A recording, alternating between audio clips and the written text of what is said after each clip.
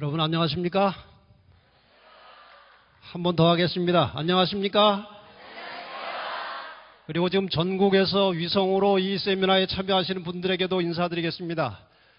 여러분 안녕하십니까? 안녕하세요. 소리를 내는 것 같습니다. 네, 감사합니다. 2011년 위성 세미나에 참석하시기 위해서 부산 KBS 홀에 오신 부산 시민 여러분들을 다시 한번 진심으로 환영합니다. 지금 전국에서는 약 400곳에서 많은 분들이 위성으로 이 세미나에 참여하고 계십니다. 각 지역에서 위성으로 참여하시는 여러분도 진심으로 환영합니다. 이제 현장에 계신 분들이 각 지역의 사이트에 있는 분들에게 손을 흔들어서 인사를 한번 하겠습니다. 그러니까 각 지역에 계신 분들도 같이 손을 흔들어서 인사해 주시기 바랍니다. 자, 손을 들어서 안녕하세요 하고 인사하십시다. 네. 여러분들의 손을 다 보고 있습니다. 예, 고맙습니다. 그리고 인터넷 혹은 모바일로 본 방송을 청취하시는 모든 분들도 진심으로 환영합니다.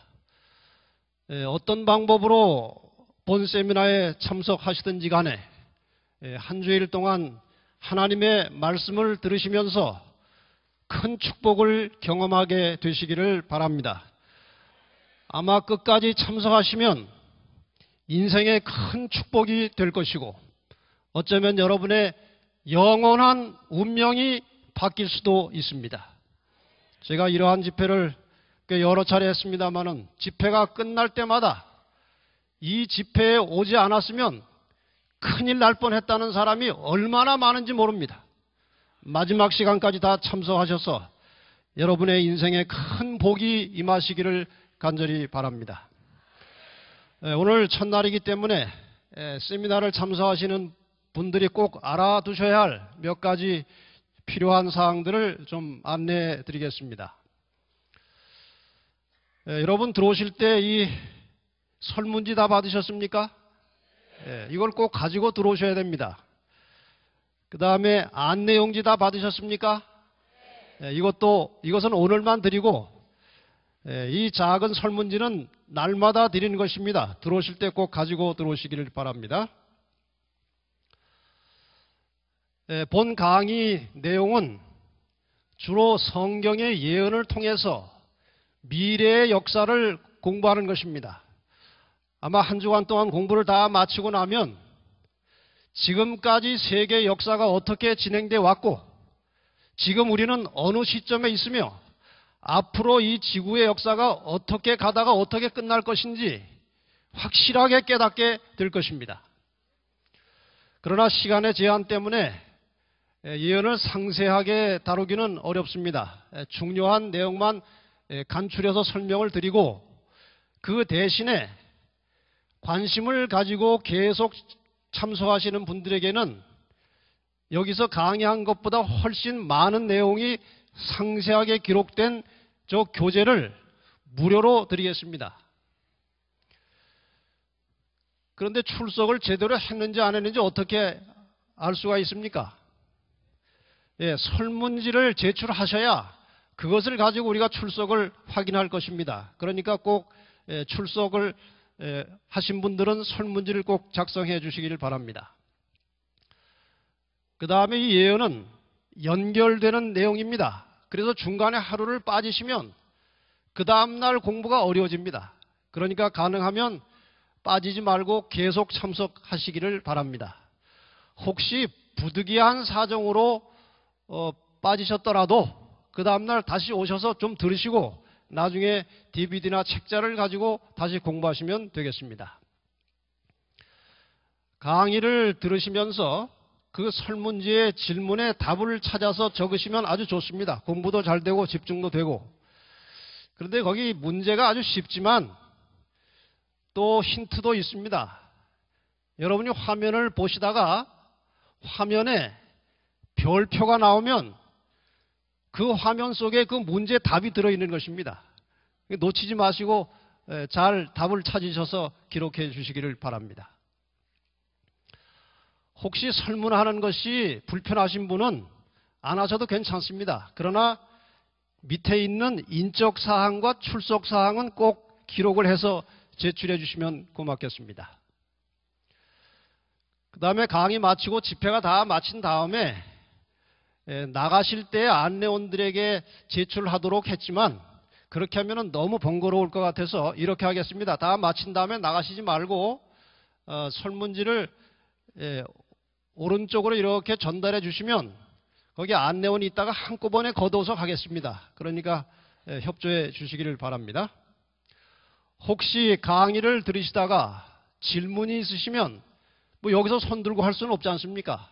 그러니까 설문지 뒷면에 질문을 써내셔서 제출해 주시면 개인적으로 알려드리든지 혹시 전체가 알아야 될 필요가 있으면 그 다음날 공식적으로 답변을 드리겠습니다.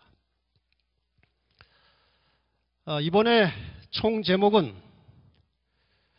마음이 들으면 행복해지는 소리. 좀 말이 어렵죠? 이것을 바꾸면 이 소리를 들으면 마음이 행복해진다 이것입니다. 제가 괜히 드리는 말씀이 아니에요. 요한계시록 1장 3절에 보면 이 예언의 말씀을 읽는 자와 듣는 자들과 그 가운데 기록한 것을 지키는 자들이 복이 있나니 때가 가까움이라. 다시 말하면 이 예언의 말씀을 가르치는 자와 이 말씀을 배우는 자들과 이 배운 말씀을 지키는 자들이 복이 있다 이것입니다. 왜 복이 있다고 했습니까? 때가 가까움이라. 지금 여기 말하고 있는 때라고 하는 것은 지구 역사의 종말의 때를 말하는 것입니다.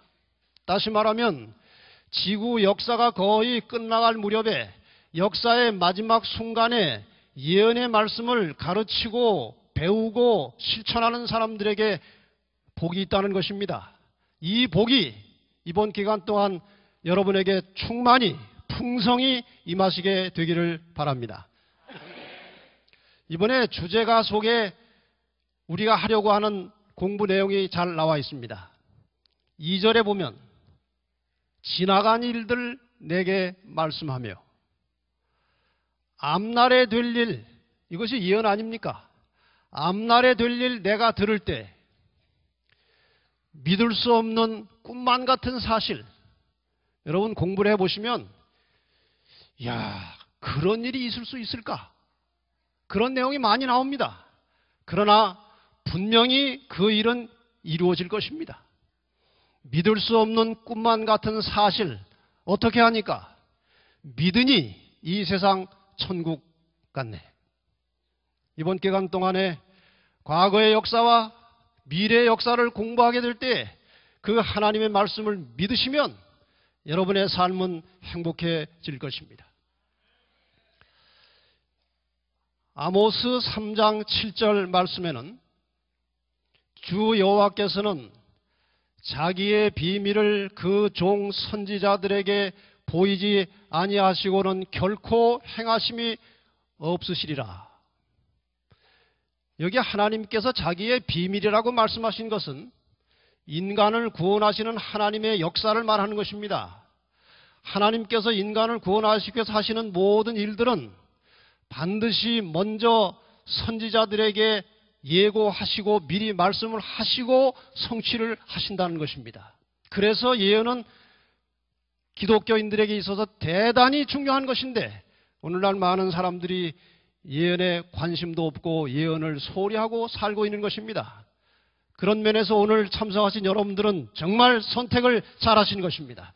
여러분의 이 지혜로운 선택이 하늘에 가는 영생까지 이루어지기를 바랍니다. 하나님께서 예언으로 통치하시는 이유가 있습니다. 왜 하나님께서 예언을 가지고 인간 나라를 통치하시느냐? 요한복음 13장 19절에 보면은 지금부터 이루기 전에 미리 너희에게 이름은, 다시 말해서 내가 미리 너희에게 말하는 것은 일이 이룰 때에 내가 그인 줄 너희로 믿게 하려 함이로라. 다시 말하면 하나님께서 인간들에게 하나님을 더 확실하게 믿도록 하시기 위해서 예언을 사용하시고 계신다 이것입니다.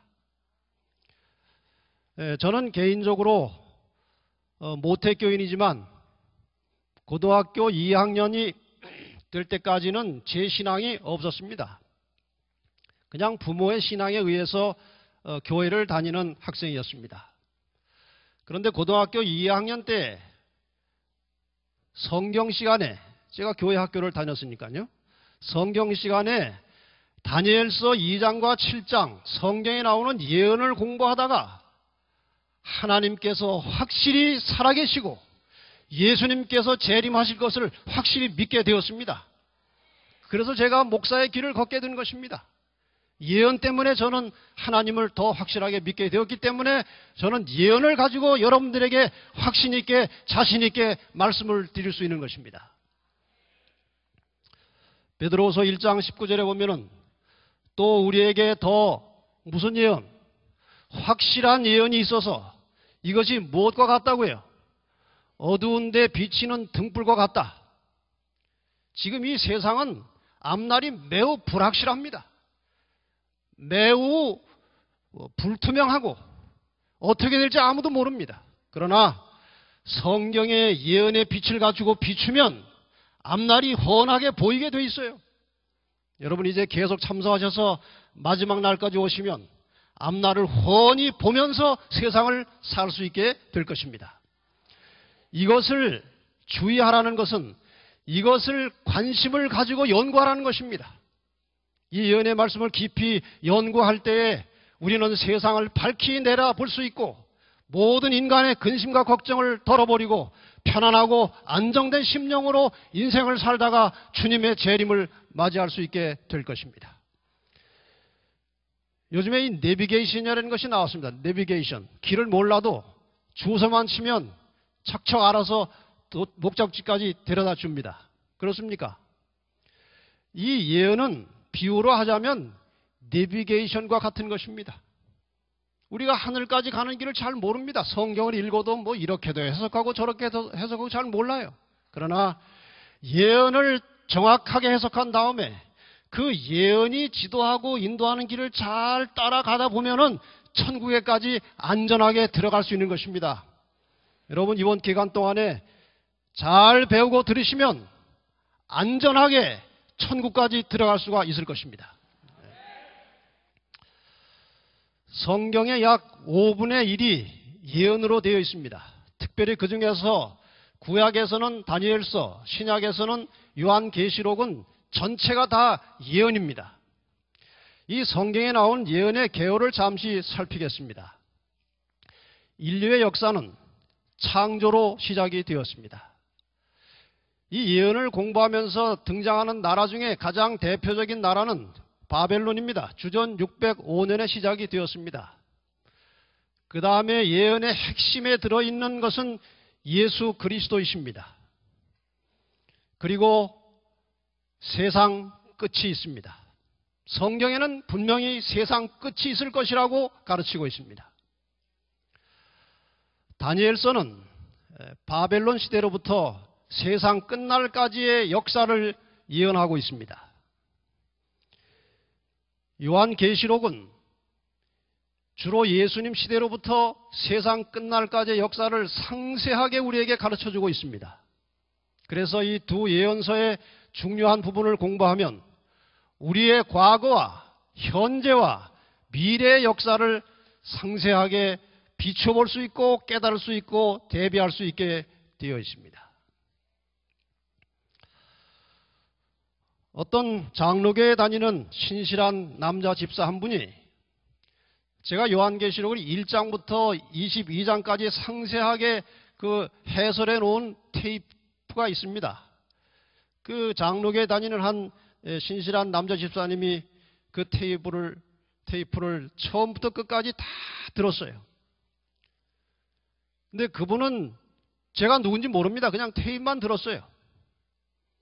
근데 테이프를 거의 다 들어가면서 어떤 분을 통해서 이 강의한 사람을 만나고 싶다는 연락이 왔어요.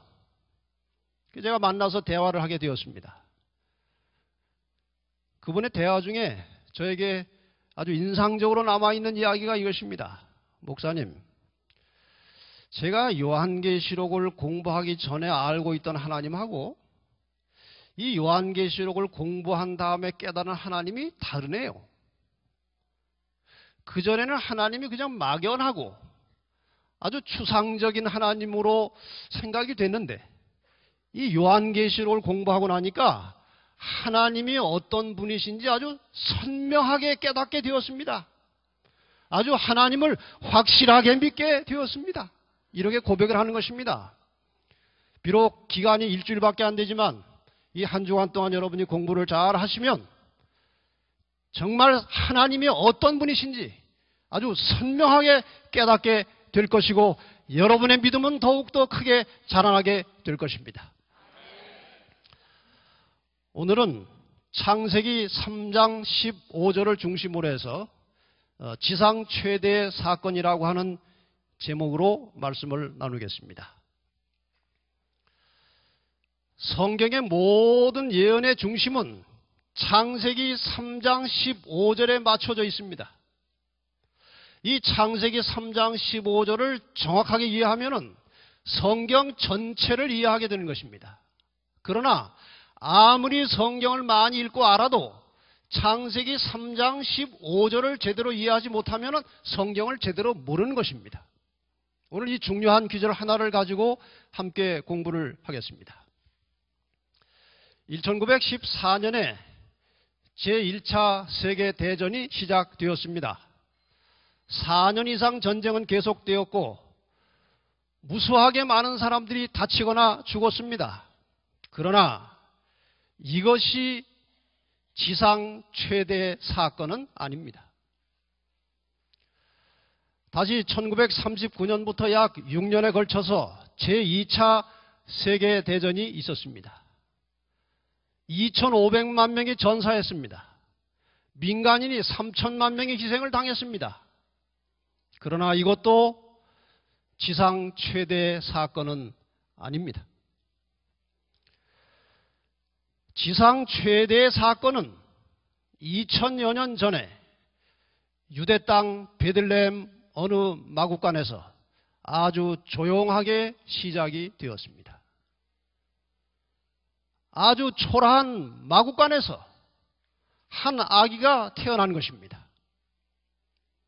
이 아기가 장차 어떤 일을 할지, 이 세상에 어떤 영향을 미칠지 아무도 몰랐습니다. 그러나 나중에 결과를 보면은 이 마구간에서 태어난 아이로 인해서 온 세계가 진동하게 된 것입니다. 그래서 후일의 역사가들은 예수 그리스도의 탄생을 세계 역사의 시간을 나누는 기준으로 정하게 되었습니다. 여러분이 아시는 대로 우리가 기원을 따질 때는 기원 전, 기원 후로 나눕니다. 기원 전은 영어로 BC라고 하는데 저 BC라고 하는 것은 Before Christ, 예수 그리스도께서 오시기 전이라 그런 뜻입니다. 그 다음에 기원 후를 AD라고 하는데 저것은 라틴어입니다. 아노 도미니, 이 아노라고 하는 것은 해, 연대, 기원 그런 뜻이고 도미니는 주님이라는 뜻입니다. 다시 말하면 기원 후는 주님으로부터 시작된 연대라 그 말입니다. 이렇게 온 세계 역사의 시간을 좌우로 나누어 놓은 사건, 그것이 바로 예수 그리스도의 탄생이었던 것입니다. 지금 전 세계의 종교 인구를 조사해 보면 예수를 믿는다고 하는 기독교 인구가 22억 7천만 명입니다. 이 22억 7천만 명이 예수의 영향을 받은 사람들입니다. 과거에 수많은 사람들이 이 예수의 영향을 받았고 때로는 그 이름을 위하여 수많은 사람들이 순교까지 했습니다. 더 중요한 것은 무수하게 많은 사람들이 예수님의 이름으로 이미 영생을 얻었고 지금도 영생을 얻고 있다는 것입니다. 이 지구상에서 일어난 최대의 사건은 하늘에서 하나님이 이 땅에 인간으로 오신 예수 그리스도의 탄생입니다. 이것이 앞으로 얼마나 이 세계에 막대한 영향을 미치게 될지 이번 공부를 통해서 여러분들은 깨닫게 될 것입니다. 그런데 이 예수 그리스도의 탄생에 대해서는 그분이 탄생하기 약 4,000년 전에 예언이 되어 있었다는 것입니다. 어떻게 예언이 되어 있었는가? 여러분, 이 그림이 무슨 그림인지 대략 아시겠습니까?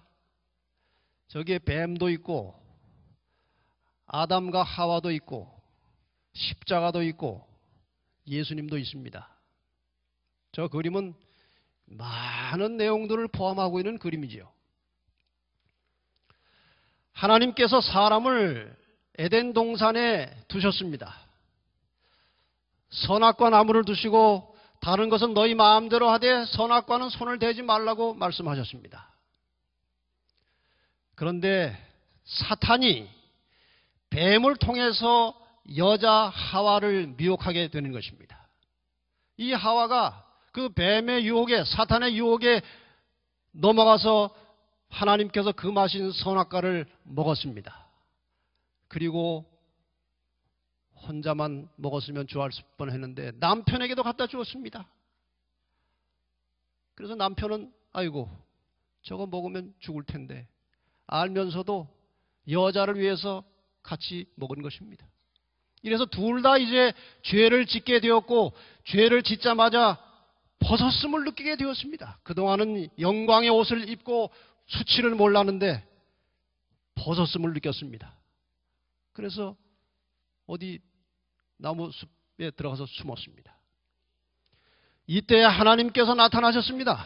아담아, 네가 어디 있느냐? 너 숨었냐? 예.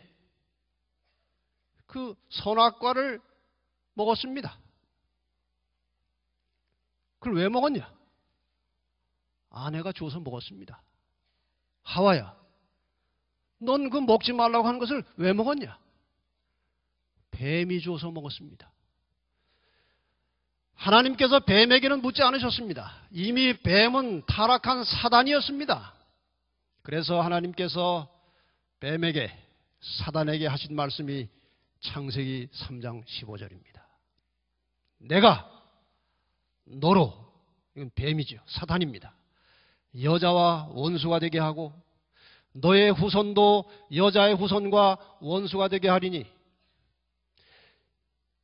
여자의 후손은 내 머리를 상하게 할 것이요 너는 그의 발꿈치를 상하게 할 것이니라.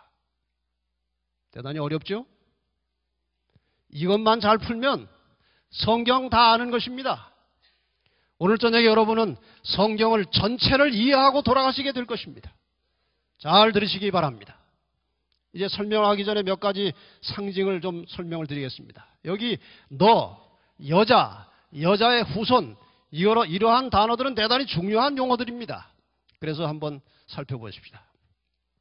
지금 너라고 한 그 상대는 뱀, 용, 사탄을 가리키는 것입니다.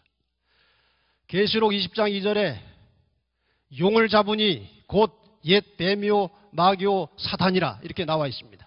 그래서 너는, 뱀은 사탄입니다. 그 다음에 여자는 누구인가? 성경의 여자가 상징으로 쓰여질 때 무엇을 말하는 것인가? 열왕기하 19장 21절에 보면 처녀 딸을 시온에 비유했고 또 딸을 예루살렘에 비유했습니다. 다시 말하면 구약에서 여자는 하나님의 백성 이스라엘을 말하는 것입니다. 그 다음에 고린도후서 11장 2절에 보면 신약에서 여자가 누구인지 나옵니다. 내가 하나님의 열심으로 너희를 위하여 열심 내노니, 여기 나는 사도 바울입니다. 내가 너희를, 하나님의 자녀인 교회인 너희를 정결한 처녀로 한 남편인 그리스도께 드리려고 중매했다. 여기에서 처녀 여자는 교회를 말하는 것입니다. 다시 말해서 여자는 이 지구상에서, 이 땅에서 하나님의 뜻을 이루어가는 하나님의 백성들, 혹은 이스라엘, 혹은 교회를 가리키는 것입니다. 여자의 후손은 무엇인가? 이거는 시험 문제에 다 있는 것입니다. 때가 참에 하나님이 그 아들을 보내사 누구에게서 나게 하셨다고요? 여자에게서 나게 하셨다. 대개 실제로 낳기는 여자가 낳지만 그 많은 글 속에 아버님이 날 낳으셨다 그렇게 나오지 않습니까? 아버님 날 낳으시고 어머님 날 기르시니, 그렇지 않습니까? 성경에도 보면은 아브라함이 이삭을 낳고 이삭이 야곱을 낳고 이렇게 돼 있어요. 대개 낳는다고 할 때는 남자가 낳는 것으로 나오는 것입니다. 그 씨가 있기 때문에 그런 것입니다. 여자에게서 낳았다고 하는 것은 1차적으로 남자와 상관없는 여자에게서 한 아들이 나겠다는 것입니다. 그 다음에 또 한 가지는 여자, 구약의 여자, 이스라엘의 혈통을 통해서 한 아들이 나겠다는 것입니다. 그러면은 이스라엘의 혈통을 통해서 남자와 상관없이 한 여자가 아들을 낳았는데 그가 누군가? 갈라디아 3장 16절에 오직 하나를 가리켜 내 자손이라 하셨으니 곧 누구시라? 그리스도시라. 여자의 후손은 메시아이신 예수 그리스도를 말하는 것입니다. 이제 그러면은 이 창세기 3장 15절을 풀 수가 있게 된 것입니다. 내가는 하나님이십니다. 하나님께서 너로, 뱀 사탄 너로 하여금 여자와 원수가 되게 하고 이 땅의 교회 하나님의 백성들과 원수가 되게 될 것이다. 너의 후손도, 이 땅에서 사탄을 대신해서 일하는 사탄의 대리자들도 여자의 후손과 메시아이신 예수 그리스도와 원수가 될 것이다. 그리고 싸울 것이다. 그런데 여자의 후손은 너의 어디를? 머리를 상하게 할 것이다. 그것은 너를 아주 영원히 멸망시키겠다는 것입니다.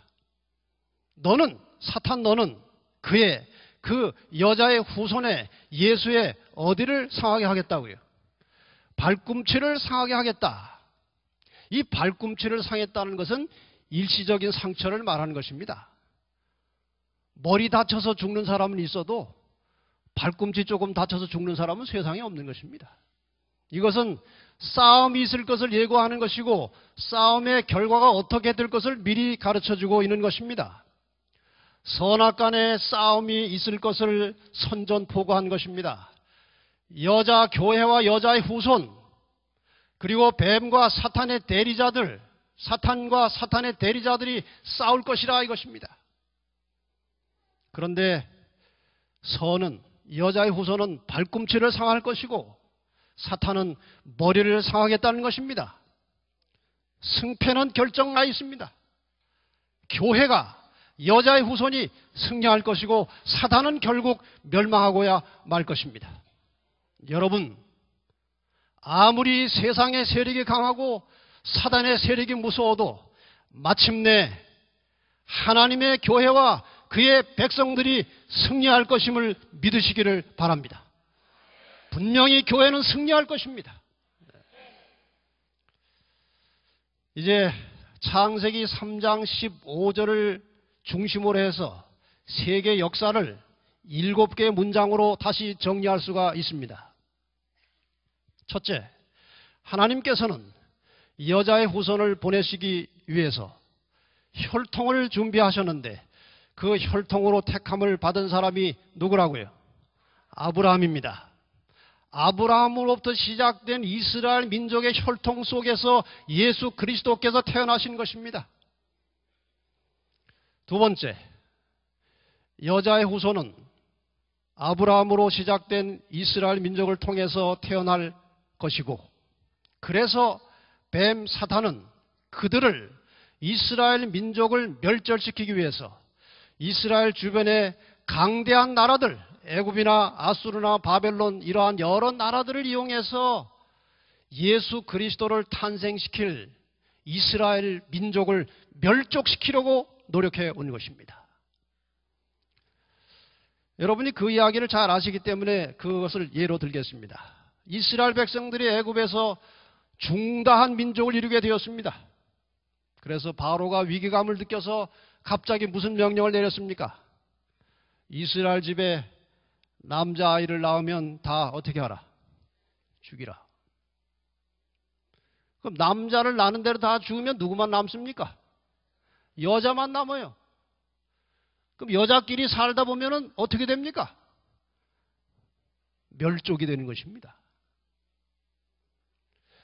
그래서 멸족을 시켜서 여자의 후손, 다시 말하면 자기의 머리를 상하게 할 여자의 후손을 이 땅에 태어나지 못하게 하려고 한 사단의 전략이 애굽에서 남자아이를 다 죽이라고 하는 명령이었고, 그것은 바로의 아이디어가 아니고 사단의 전략이었습니다.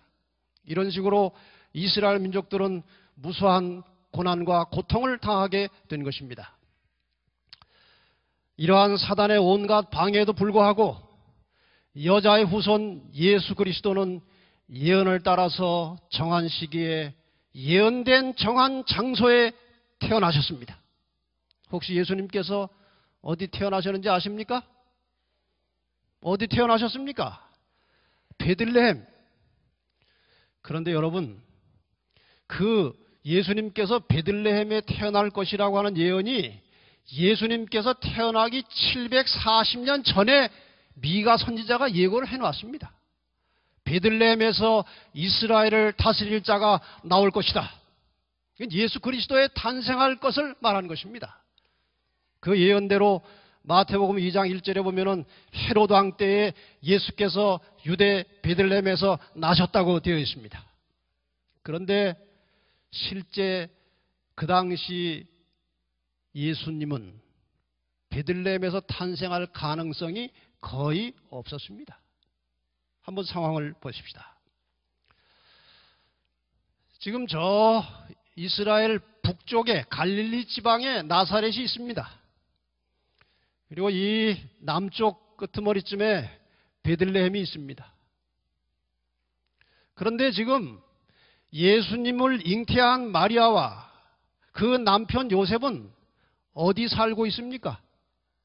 나사렛에 살고 있는 것입니다. 지금 만삭이 되었어요. 근데 베들레헴까지 가기는 거리가 얼마인 줄 아십니까? 130km입니다. 이 당시 차도 없고 기차도 없고 전철도 없고 가려면 걷든지 나귀를 타고 가는 거리입니다. 근데 지금 요셉과 마리아는 성경을 잘 몰랐는지 그 아이를 나사렛에서 낳으려고 하는 것입니다. 그런데 갑자기 누가복음 2장에 보면 로마의 가이사 아구스토 황제가 호적 명령을 내립니다. 자기 본적지로 돌아가서 호적을 다시 하라는 것입니다. 이것은 세금을 철저하게 걷어내리기 위해서 이제 이 가이사 아구스토가 명령을 내린 것입니다. 기한이 정해져 있었어요. 4절에 보면 요셉도 다윗의 집 족속인 고로 갈릴리 나사렛 동네에서 유대를 향하여 베들레헴이라 하는 다윗의 동네로 그 정혼한 마리아와 함께 호적하러 올라가니, 저 지도는 내려가게 되어 있지만 지 아래쪽에 예루살렘이 있기 때문에 다 그쪽으로 갈 때는 올라간다고 하는 것입니다. 그래서 130km를 만삭이 된 마리아와 그 요셉이 걸어서 나귀를 타고 도착한 곳이 베들레헴 아닙니까? 이렇게 해서 성경의 모든 역사는 예언을 따라서 정확하게 이루어진 것입니다. 앞으로도 예언대로 이루어질 것입니다. 이번 기간 동안에 우리는 그 모든 미래의 예언을 같이 공부하시게 될 것입니다. 네 번째로 드디어 이제 여자의 후손이 베들레헴에서 태어났습니다. 이 사단은 다 압니다. 지금 베들레헴에서 태어난 그 아이가 여자의 후손이고 그가 자기의 머리를 상하게 할 것을 다 아는 것입니다. 그래서 태어나자마자 죽이려고 했어요. 누구를 통해서? 헤롯을 통해서. 헤롯이 이야기 다 아시죠? 그 지방의 2살 이하의 남자를 다 죽이라고 명령한 것입니다. 그러나 하나님께서 예수님과 그 가족들을 피난시키셨습니다. 사단은 자기의 머리를 상하게 할 여자의 후손 예수 그리스도를 죽이려고 했습니다. 그러나 실패했습니다. 그 다음에 그가 살아가시는 동안에 집요하게 예수를 시험하고 공격하면서 예수를 시험에 빠뜨리고 죄를 짓게 하려고 사단은 끊임없이 노력을 했습니다. 그러나 예수님은 무죄하신 중에 십자가에 달려 돌아가셨고 인류의 죄를 대속하셨고 다시 오신다는 약속을 남기시고 하늘로 가셨습니다.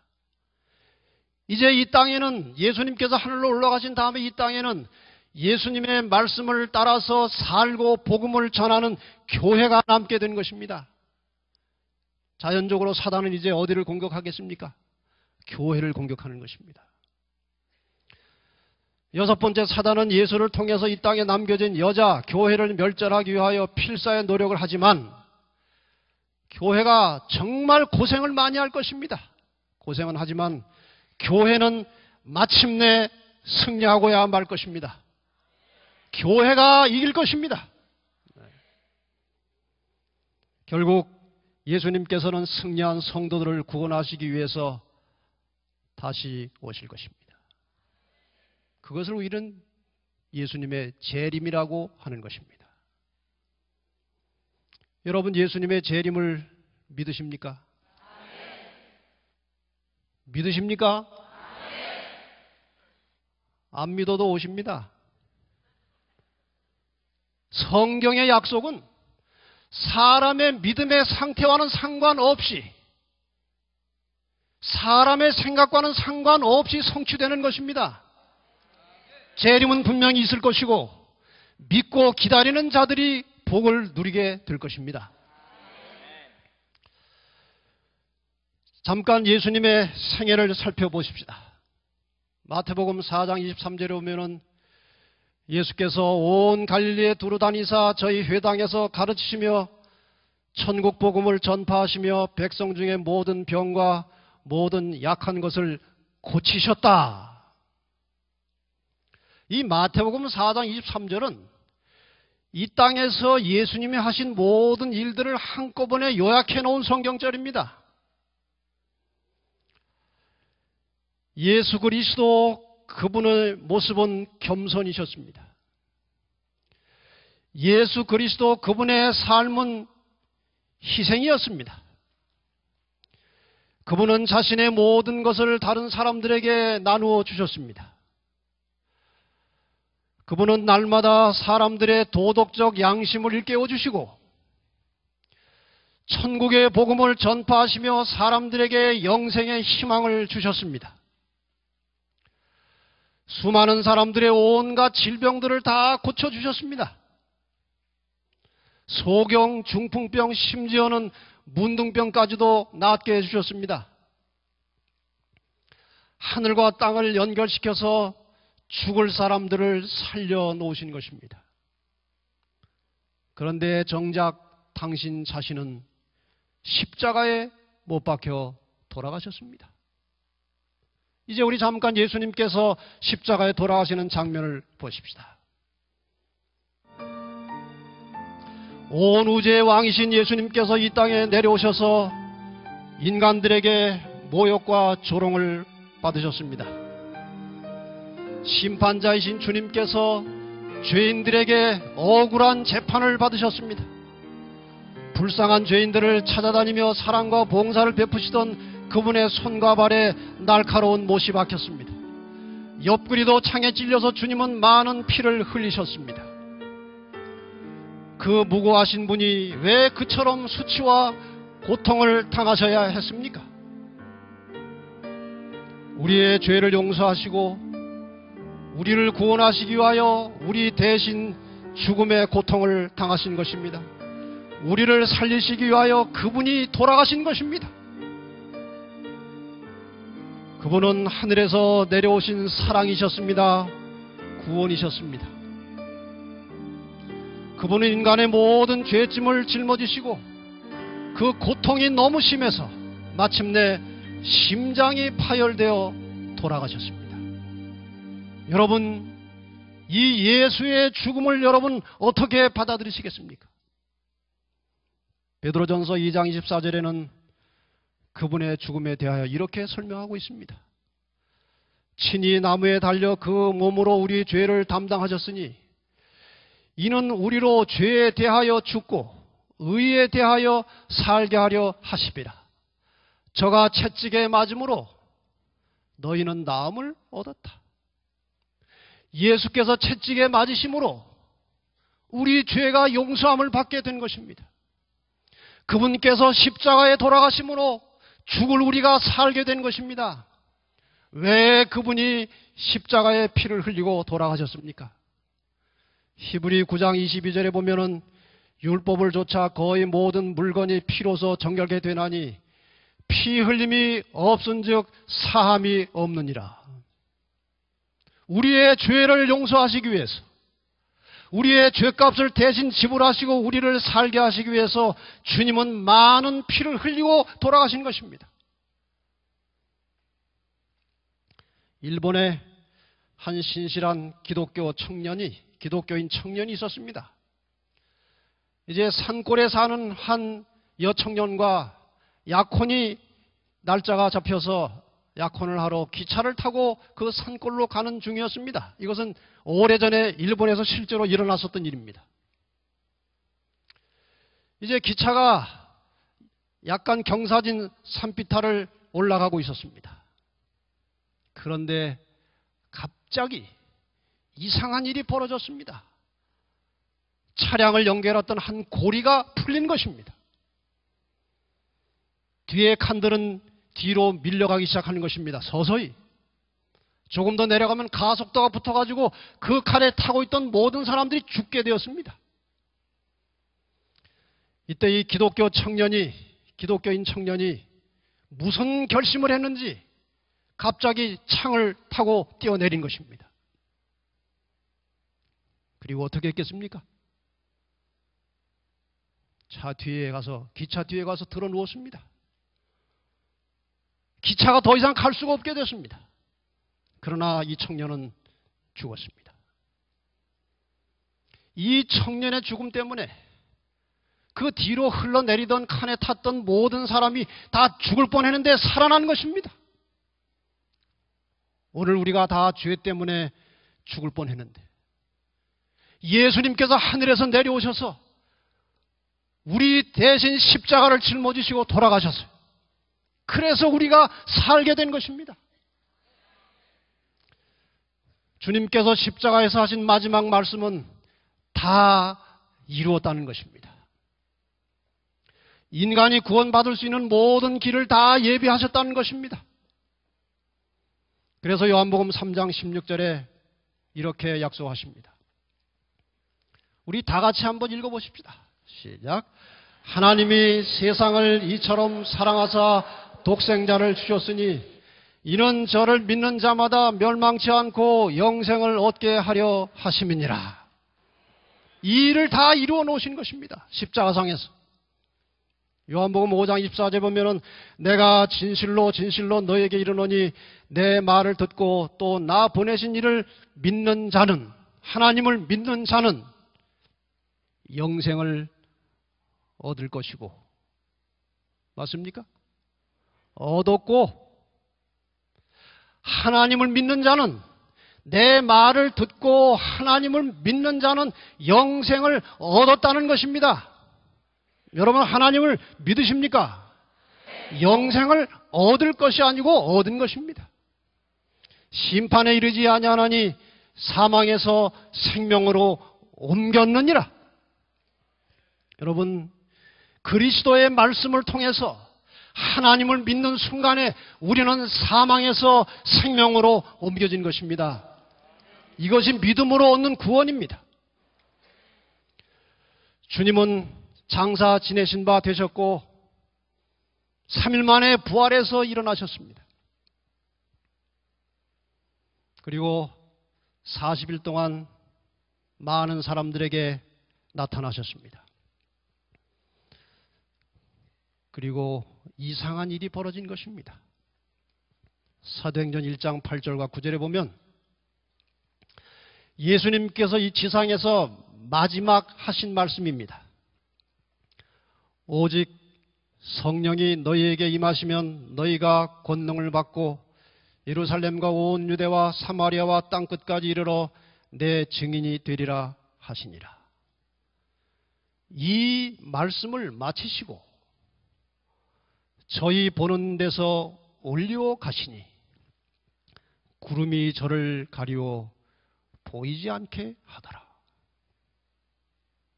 여러분, 지금 여러 사람들이 지켜보고 있는데 예수님께서 좀 마지막 말씀하신 다음에 올라가시는 것입니다.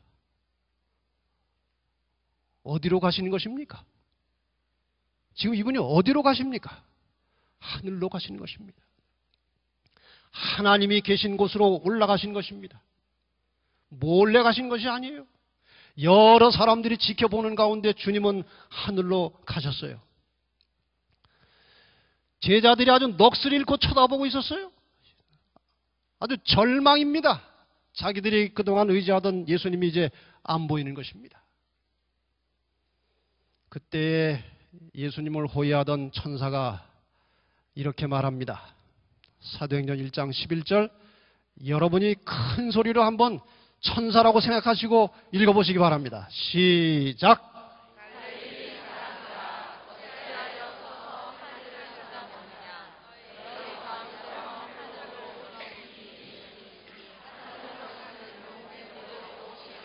예, 하늘로 가심을 본 그대로 오시리라. 믿으십니까? 오실 것입니다. 성경의 모든 약속 중에 가장 귀하고 가장 기쁘고 벅찬 약속은 주님이 다시 오신다는 것입니다. 예수님께서 이미 제자들에게 이 말씀을 하셨습니다. 요한복음 14장 1절로 3절에 너희는 마음에 근심하지 말라.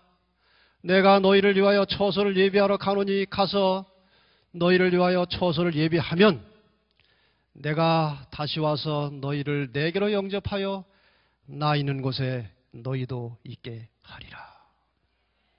이미 약속을 하셨어요. 그리고 가신 것입니다.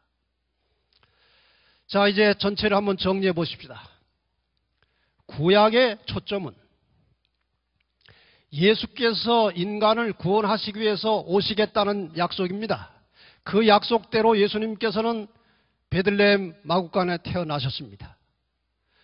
그 약속대로 예수님은 십자가에 돌아가시고 우리를 구원해 주셨습니다.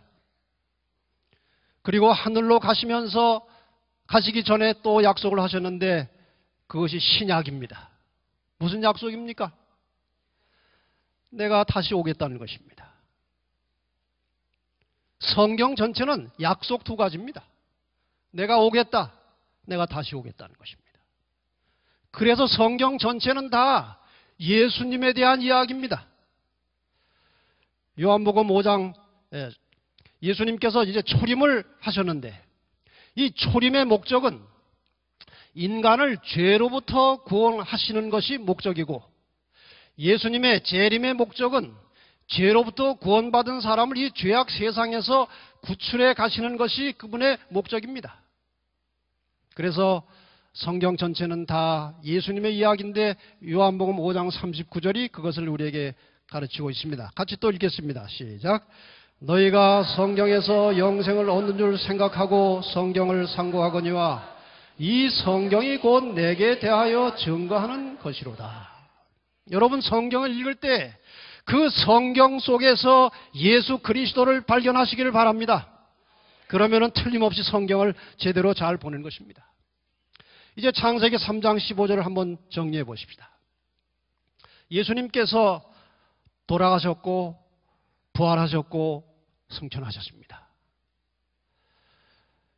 사단이 예수님을 십자가에 못 박음으로 예수님의 발꿈치가 상하게 된 것입니다. 그러나 다시 부활하시고 승천하심으로 사단은 패배하게 되었습니다. 바로 이 사건이 여자의 후손이 발꿈치를 상하게 된 것입니다.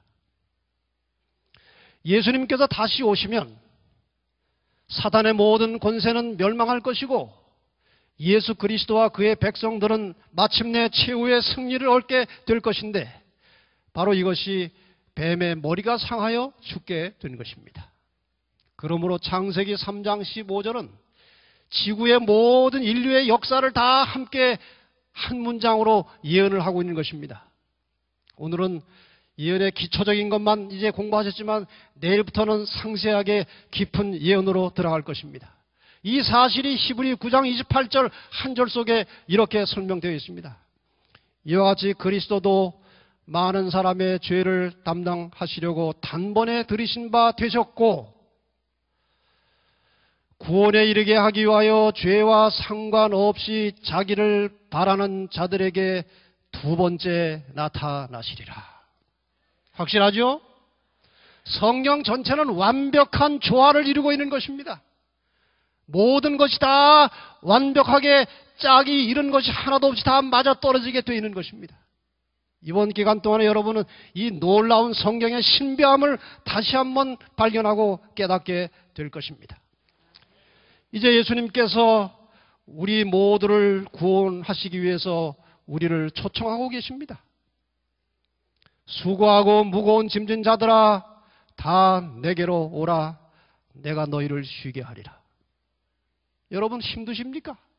인생이 쉬워요? 어려워요? 아주 어려운 것입니다. 제가 어느 분의 이야기를 들었는데 한 초등학교 다니는 어린 아이가 그 할아버지에게 이러더래요. 할아버지, 왜 이렇게 사는 게 힘들어? 그러더래요. 아유, 학교 다니는 게 너무 힘들다는 것입니다. 하라는 것이 많아가지고. 쉬운 일 아닙니다. 주님께서 이렇게 힘겹게 살아가는 인생들에게 내게로 오라고 초청하십니다. 주님께로 가면 무슨 일이 벌어지기에 주님께로 오라는 것입니까? 혹시 죄책감으로 괴로워하시는 분들이 계십니까? 이사야 55장 7절에 악인은 그 길을 불의하는 자는 그 생각을 버리고 여호와께 돌아오라. 그리하면 그가 긍휼히 여기시리라. 우리의 하나님께 나오라. 그가 널리 용서하시리라. 여러분 혹시 죄책감을 가지고 힘들어하는 분이 계시면 주님께 나오시기 바랍니다. 그분께서 우리의 과거의 모든 죄를 하얗게 말갛게 씻어 용서하실 것입니다. 혹시 질병으로 본인이나 가족이 고통당하는 분들 계십니까? 말라기 4장 2절에 내 이름을 경외하는 너희에게는 의로운 해가 떠올라서 치료하는 광선을 바라리니 너희가 나가서 외양간에서 나온 송아지같이 뛰리라. 여기 의로운 해는 예수 그리스도를 말하는 것입니다. 여러분 정말 가난하고 겸비한 심령으로 그리스도를 의지할 때 우리의 마음과 몸의 질병이 치유되는 놀라운 역사들이 여기저기서 일어나고 있습니다. 이것은 그냥 생각으로 되는 것이 아니고 실제로 이런 일이 일어나고 있는 것입니다. 어떤 한 여집사님이 계셨습니다. 아주 철저하게 건강 생활을 하시고 채식을 하고 또 공기 좋은 데 가서 살아야 된다고 시골에 들어가서 농사를 짓고 살았습니다. 시어머니를 모시고 아주 신실하게 살아가는 모범적인 그리스도인이었습니다. 그런데 언젠가부터 갑자기 몸이 피곤해지기 시작했습니다. 이것이 점점 심해지는 것입니다. 그런데 본인은 자기는 절대로 암 걸릴 이유는 없다고 생각하는 것입니다. 그렇게 사니까. 너무 이상해서 가까운 그 시골 병원에 갔더니 진찰해 보더니 큰 병원으로 가라는 것입니다. 서울에 제일 유명하고 큰 병원으로 가서 검사를 했더니 간암에다가 간 속에 돌이 여러 개 들어있다는 것입니다. 3차에 걸쳐서 수술을 받았습니다. 병실에 누워있는데 주변에 같이 온 환자들은 일주일 만에 다 퇴원해 나가는데 본인에게는 의사가 퇴원하라고 하지 않은 것이에요. 한 달 반이 지났는데 퇴원하라고 말을 안 하는 것입니다. 그래서 답답해서 나중에 결국 의사에게 왜 나를 퇴원을 안 시킵니까? 아주머니는 제가 지금까지 의사생활하는 동안에 본 최악의 케이스입니다. 그래서 저도 지금 연구를 좀 해야 됩니다. 왜 그런지. 그러니까 조금 더 기다리십시오. 이제 2달 만에 퇴원을 하면서 항암 치료를 받으라고 권유를 받았습니다. 집에 돌아가는데 기가 막힌 것입니다. 그동안 자기는 다 사람들이 아주 선량한 집사요. 건강생활 잘하고 시어머니 모시고 사는 아주 효부였습니다. 그런데 암에 걸렸던 것입니다. 가족들에게 다 절대로 말하지 말라고 함구령을 내렸습니다. 창피해가지고. 그리고 요양원으로 들어갔어요. 요양원에 들어가서 조용하게 아침마다 하나님의 말씀을 들으면서 자기에게 왜 이러한 병이 걸렸는지 깨닫게 되었습니다. 자기가 겉으로 보기에는 시어머니를 잘 모시고 있었지만 속으로 늘 시어머니가 부담으로 있었던 것입니다. 사랑할 수가 없는 것입니다. 그리고 가만히 생각해 보니까 다른 이웃 사람들하고도 불편한 관계가 많아서 늘 스트레스가 있었어요. 그런 것들이 쌓여서 암에 걸렸다는 판단을 하고 깊이 회개하고 용서를 확신하고 하나님을 의지하고 믿음으로 기도하면서 하나님, 시어머니를 진심으로 사랑하게 해주십시오. 기도를 많이 하면서 서서히 마음이 풀리면서 시어머니를 사랑하는 마음이 일어나고 다른 사람을 동정하고 사랑하는 마음이 일어나는 것입니다. 이상하게 몸이 조금씩 좋아지는 것입니다. 그래서 남편하고 병원에 같이 가봤어요. 그때 의사가 들어오자마자 야단을 치는 거예요. 항암 치료를 받으려면 받아야지. 왜 안 받았냐 이것입니다. 그러나 이 집사님은 항암 치료를 아무리 받아봐야 마음에 사랑이 없으면 병이 치료가 안 된다는 사실을 알았던 것입니다. 의사 선생님, 저는 절대로 안 받습니다. 석 달 후에 다시 오겠습니다 하고 병원을 나왔어요. 돌아와서 계속 기도하고 하나님을 의지하고 찬송하고 사랑을 연습하고 이렇게 점점 마음이 편안해지고 행복해지기 시작했습니다. 석 달 만에 다시 병원에 갔습니다. 의사가 깜짝 놀라는 것입니다.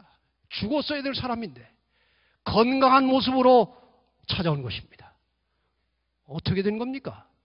검사나 좀 해주시죠. 검사를 했더니 암세포가 하나도 없어진 것입니다. 여러분, 이것이 우연입니까?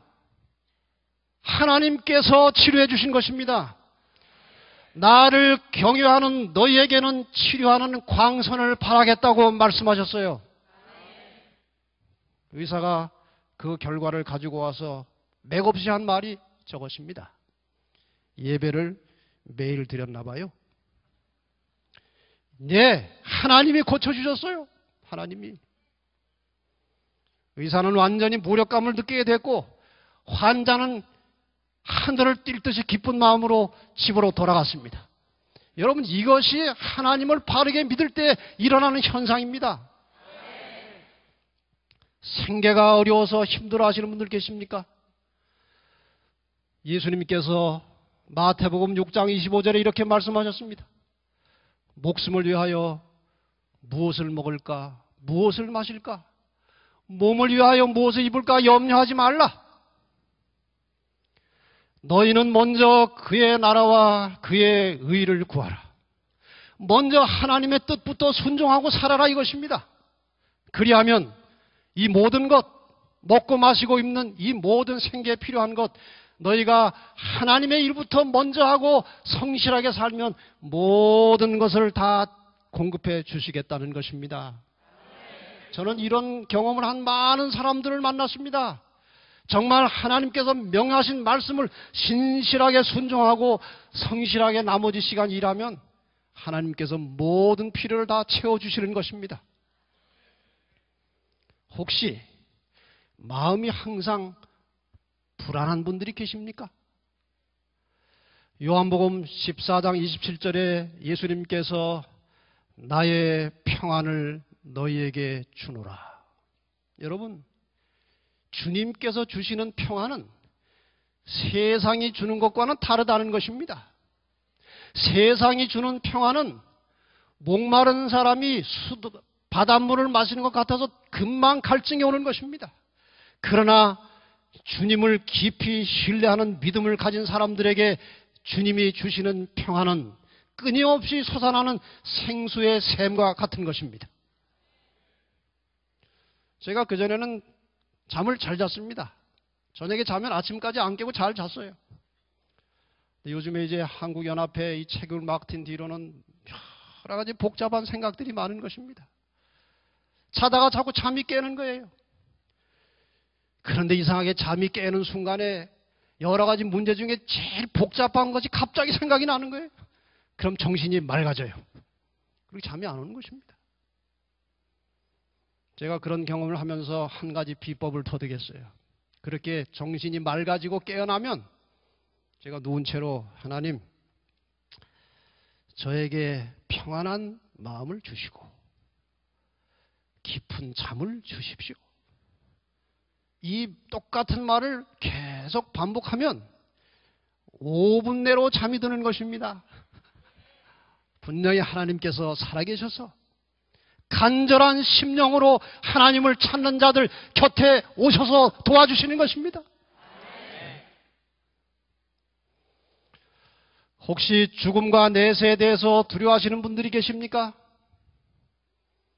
요한복음 11장 25절 26절에 예수께서 가라사대 나는 부활이요 생명이니 나를 믿는 자는 죽어도 살겠고 살아서 나를 믿는 자는 영원히 죽지 아니하리니 이것을 내가 믿느냐? 믿으십니까? 여러분, 예수님께서 세상에 계실 때에 여러 사람들을 부활을 시켜주셨습니다. 특별히 나사로라는 사람은 죽어서 무덤 속에 들어가서 나흘이 지나서 썩어 있었어요. 예수님께서 그 집을 향해서 가시면서 내가 나사로를 깨우러 가노라. 왜 깨우러 간다고 그랬을까요? 그리스도 안에서 죽은 자들은 이미 영생이 있는 것입니다. 그래서 죽은 것이 아니라 잠잔다고 하기 때문에 주님께서 나사로를 깨우러 가신 것입니다. 그리고 많은 사람들이 지켜보는 가운데서 무덤을 향해서 소리쳤습니다.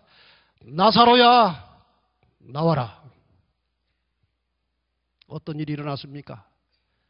나사로가 산채로 나오는 것입니다. 많은 사람들이 그 사실을 다 봤습니다. 예수님 자신도 무덤 속에 들어가셨는데 3일 만에 돌무덤을 깨고 나오신 것입니다. 나사로는 다른 사람이 돌을 치워 놓은 다음에 나왔지만 예수님은 직접 돌을 치우고 나오신 것입니다. 죽은 자가 살 수 있다는 것입니다. 나는 부활이요 생명이니 나를 믿는 자는 죽어도 살 것이다. 언제? 예수님께서 재림하실 때 그리스도 안에서 죽었던 모든 성도들이 다 일어날 것이라고 데살로니가전서 4장 16절에 말씀해 놓으셨습니다. 나중에 이 문제는 다시 공부하겠습니다. 부활의 소망을 가진 자들은 세상에 두려워할 것이 없습니다. 죽음을 초월한 사람이 뭐가 두렵겠습니까? 여러분, 부활의 신앙과 믿음을 간직하고 하루하루를 담대하게 기쁘게 즐겁게 사시기를 바랍니다. 지상 최대의 사건, 그리스도의 탄생 이후에 여러 사건들이 연속으로 벌어졌는데 모든 것이 다 지상 최대 사건이었습니다. 하늘의 하나님이 인간이 되어 세상에 오신 것, 이것은 지상 최대 사건이었습니다. 그런데 그분이 무지하신 예수님이 십자가에 달려 돌아가신 것도 지상 최대 사건입니다. 그런데 그분이 무덤에 들어가셨다가 3일 만에 살아서 나오신 것도 최대 사건 아닙니까? 그리고 부활하신 예수님이 하나님의 보좌 앞으로 올라가신 것입니다. 이것도 얼마나 또 엄청난 사건입니까? 그리고 이것은 앞으로 있을 사건입니다. 예수께서 자기 백성들을 데리러 이 땅에 다시 오실 것입니다. 이 순간은 온 세상이 진동하게 될 것입니다. 천지가 개벽하는 순간이 될 것입니다. 이날에, 이 무섭고 두려운 날에 그리스도의 재림 앞에 서서 하나님께 구원받을 자들, 신실한 신앙심을 가지고 주님 믿고 말씀을 순종하고 따르던 사람들이 주님을 만나게 되는 순간이 바로 이 시간입니다. 여러분, 이 날을 바라보고 믿으시고 준비하시고 기다리시기를 바랍니다. 또 하나의 큰 사건은 죄인이 예수를 믿음으로 구원을 받고 영생할 수 있게 되었다는 것입니다.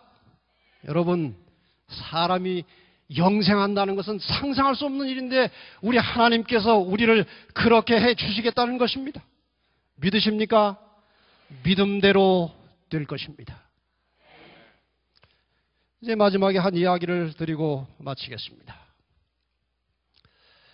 일본에 미즈타니 오사무라고 하는 야간학교 선생님이 있었습니다. 이 선생님의 별명은 밤거리 선생님이십니다. 야간학교 수업을 마친 다음에 길거리로 나가서 방황하는 청년들을 만나고 같이 울고 같이 웃고 놀아주면서 하나씩 하나씩 바른 길로 인도해가는 아주 훌륭한 선생님이었습니다. 이 선생님이 쓴 책 중에 얘들아, 너희가 나쁜 게 아니야, 이런 책이 있습니다. 오래전에 우리나라에도 번역돼서 나왔습니다. 그 책의 서문에 보면은 이 선생님이 학생들과 대화하는 이야기가 나옵니다. 학생이 이렇게 말합니다. 저 도둑질 한 적 있어요. 괜찮아. 저 본드 했어요. 괜찮아. 저 죽으려고 손목 그은 적 있어요. 괜찮아. 저 학교에도 안 가고 집에만 처박혀 있었어요. 괜찮아. 지나간 모든 일에 대해서는 괜찮다고 말하는 것입니다. 괜찮다는 말은 계속 그렇게 하라는 말이 아니고, 이제 내가 너를 충분히 이해할 수 있으니 앞으로 잘해보자는 뜻이 아닙니까? 더 나은 삶을 위해서 함께 열심히 노력해보자고 괜찮아, 괜찮아, 괜찮아 하는 것입니다. 오늘 우리와 하나님 사이는 어떻습니까? 우리가 하나님을 두려워하고 있지 않습니까? 하나님, 저 그동안 하나님 무시하고 살았는데요. 괜찮아. 하나님, 저 그동안 예수 믿는 사람들 조롱하고 괴롭혔어요. 괜찮아. 하나님, 저 교회는 다니지만 거짓말 많이 하고 살아요.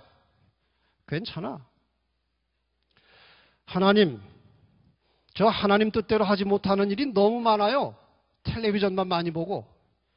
괜찮아.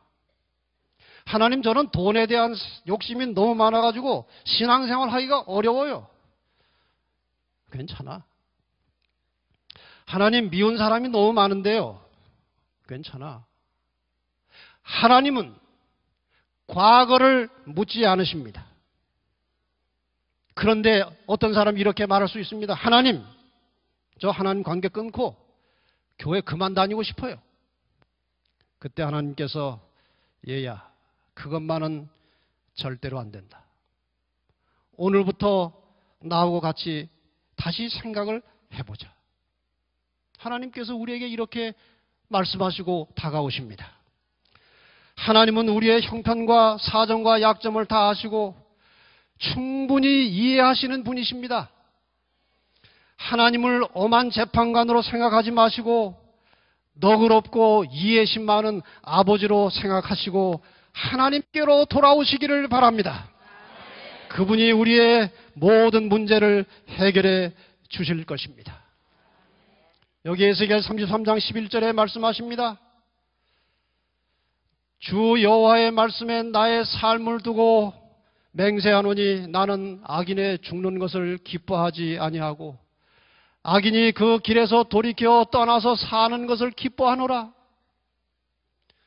이스라엘 족속아 돌이키고 돌이키라. 너희 악한 길에서 떠나라. 어찌 죽고자 하느냐. 사랑하는 여러분, 이 하나님의 간절한 초청의 말씀에 응답하시기를 바랍니다. 너희가 어찌하여 죽고자 하느냐. 나는 너희들이 죽는 것을 원치 않으니 내게로 돌아오라고 주님께서 오늘도 탄원하고 계십니다.